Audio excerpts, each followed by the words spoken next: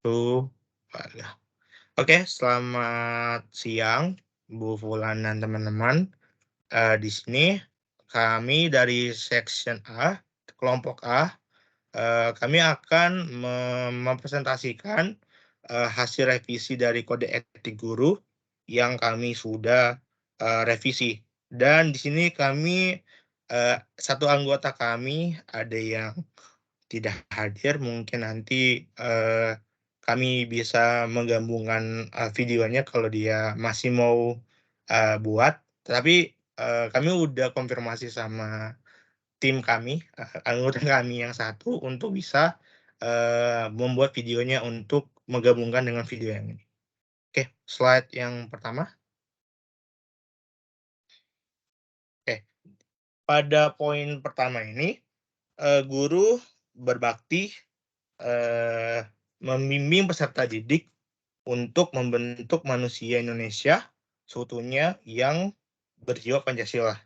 Nah, dari yang saya bisa dapatkan dari poin pertama, sebagai guru yang profesional, kita harus bisa mendidik murid atau peserta didik yang kita didik untuk bisa, menjadikan, murid yang, bisa, eee, men eee menunjang untuk mereka, bisa bisa mereka, eee, mengerti apa yang mereka pelajari selama mereka, berproses itu.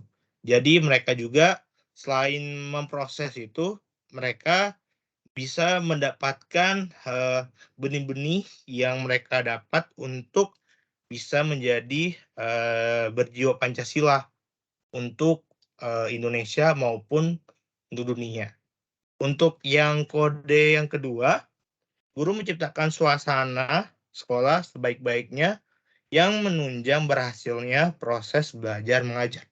Nah, pada poin kedua ini, yang saya bisa, menjelaskan sedikit intinya, sebagai guru juga, harus bisa membentuk, suasana yang kondusif dalam mengajar murid-muridnya.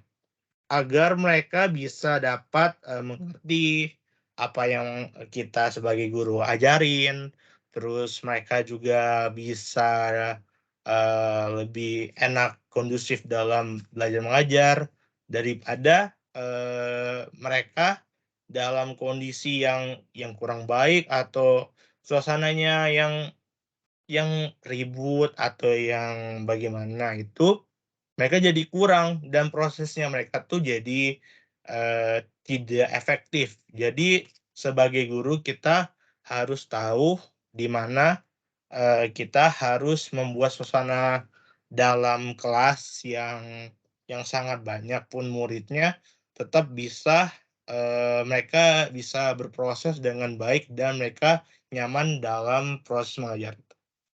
Oke, yang next slide-nya.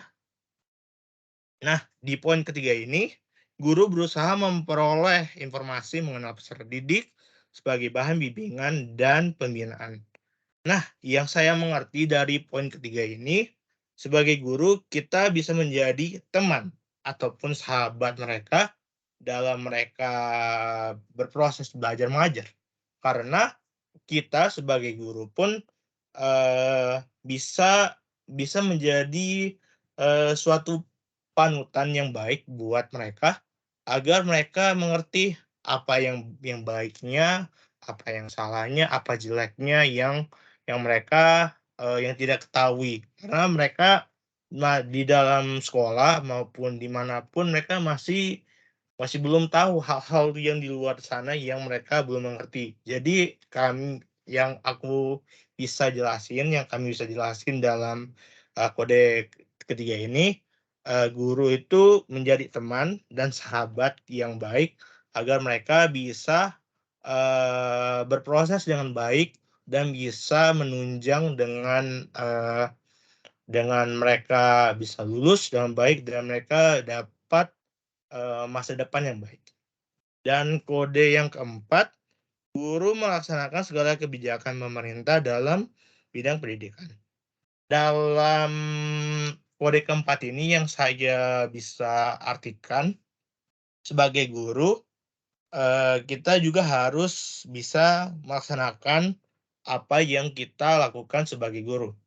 Misalkan kita mengajar dalam kelas, kita tahu, oh ini tugas kami sebagai guru mengajar. Jadi bukan hanya mengajar, tapi kita bisa melihat suasana yang ada di dalamnya kayak di poin yang kedua tadi. Jadi bisa mengetahui apa yang murid-murid lakukan. Selain itu kita juga harus melihat, kayak misal kurikulum yang ada dari pemerintah yang memberikan kita cuman melaksanakan apa yang yang kita laksanakan. Tapi di lain sisi, kita bisa juga, bisa aja kita bisa berkomentar atau apa yang bisa kita masukkan dalam, eee, diskusi kayak meeting dalam untuk mengajar. Sebelum mengajar, guru-guru itu kita bisa mendiskusikan dalam hal yang bisa kita ajarin sebelum kita mengajar murid-murid tersebut. Kayaknya segitu saja untuk bagian saya, untuk bagian selanjutnya akan dijelaskan oleh, Michael.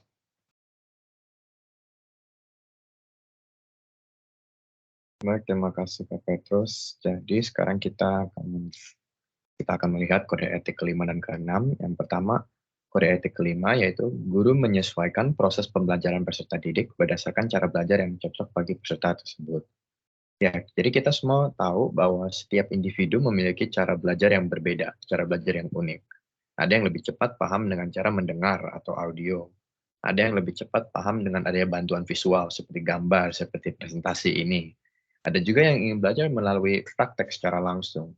Jadi cara belajar itu kan ada banyak ya, dan kita tidak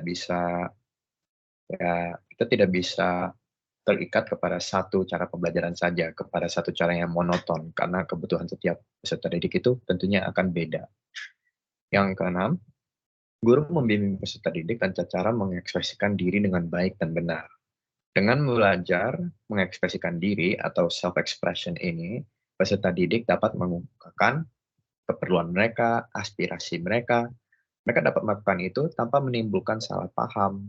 Karena mungkin pernah ada kejadian di mana seorang murid ya kelakuannya itu tidak bisa dibilang tidak ideal. Dia ingin mengekspresikan dirinya, tetapi dia tidak tahu bagaimana caranya. Jadi dia suka mungkin yang istilahnya ngeprank atau istilahnya ngebully orang atau istilahnya bolos dan lain-lain. Semua itu kan ada artinya ya, ada makna tersendiri mengapa dia melakukan hal tersebut. Karena ada hal-hal yang dia tidak setuju kadang antara pelajaran dan sebagainya. Jika kita mengajarkan mereka cara mengekspresikan diri dengan baik dan benar, mereka tidak harus melakukan perilaku-perilaku yang menyimpang tersebut.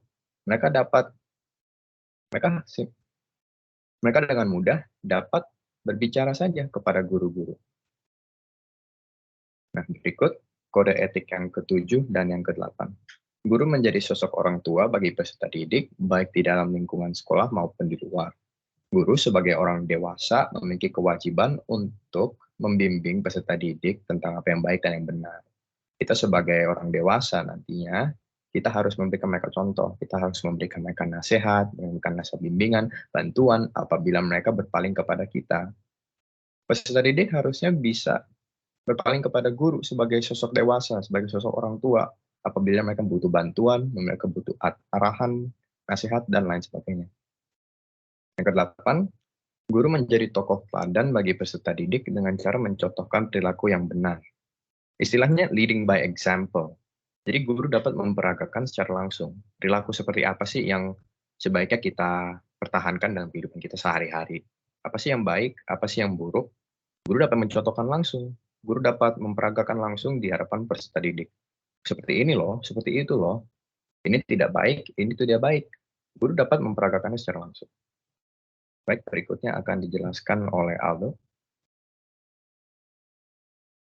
Ya, selanjutnya adalah guru melakukan pengajaran kepada peserta didik dengan menyertakan contoh nyata yang sesuai dengan kebutuhan pelajar. Dari sini kita tahu bahwa guru sebagai seorang teladan yang harus dicontoh oleh para muridnya.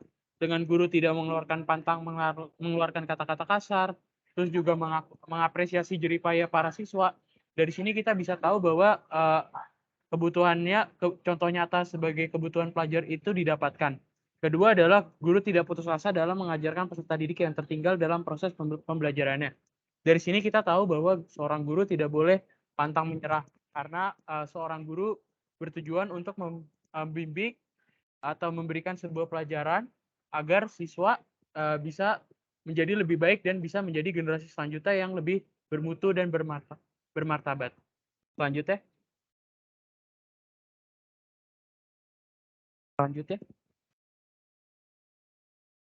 Nah, yang selanjutnya adalah keterkaitan antara kode etik dengan SDG dan visi Indonesia 2045. Dari sini kita bisa tahu bahwa visi Indonesia 2045 itu mewujudkan tingkat kesejahteraan rakyat Indonesia yang lebih baik dan merata dengan kualitas manusia yang lebih tinggi. Dengan hal itu, pemerataan dan keadilan di semua bidang bisa meningkat. Terus peningkatan pendidikan bagi masyarakat Indonesia akan mengacu pada pencapaian terhadap tujuan dan sasaran lainnya dalam 17 poin SDGs, terutama untuk meningkatkan indeks pembangunan manusia Indonesia. Sehingga diharapkan peran pendidikan mampu meningkatkan daya saing Indonesia dalam mendukung SDGs 2030. Selanjutnya. Sekian dari presentasi kelompok kami, Bu. Ya, terima kasih kepada Bu Fulan dan teman-teman telah memperhatikan presentasi kami sampai akhirnya. Terima kasih. Terima kasih.